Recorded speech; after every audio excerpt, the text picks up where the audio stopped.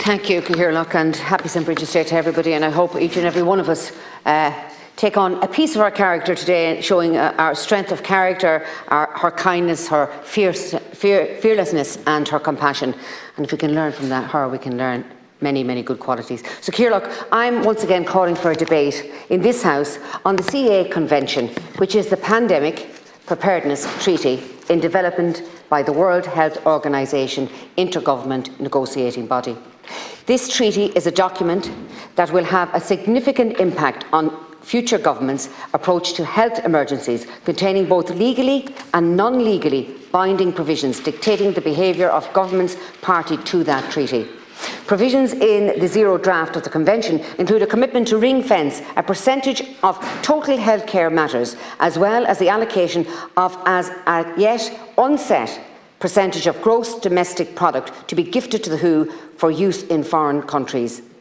The members of this House will appreciate that we should all be a tad leery of measures based on GDP when it comes to Ireland, as our high GDP does not accurately reflect the financial situation of the people due to its inflationary effect of multinational companies using Ireland as a EU tax base, and so monies taken from Ireland as a percentage of its GDP will have disproportionately damaging effect.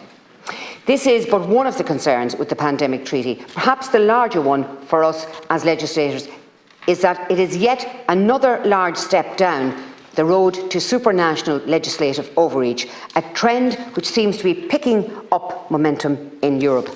The treaty contains legally binding provisions dictating how a signatory must act during a pandemic. These provisions will be binding on Ireland for the foreseeable future, on all successive governments having been opted into by only one government.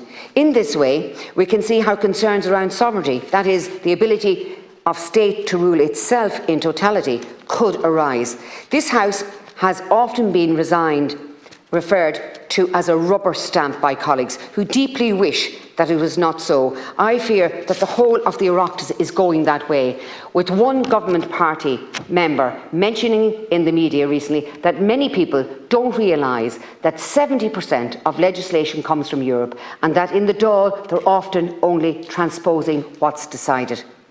When one reflects on the cost to Ireland of establishing these houses, I find this reality deeply shameful. That is why this Tuesday I'm hosting an information event on the WHO Pandemic Treaty with the international panel of speakers, doctors, lawyers and politicians, some of whom have given evidence before US Congress and the Senate regarding the WHO and our last pandemic. It's at 12 o'clock in the AV room, and I hope members from this House and the lower house do attend.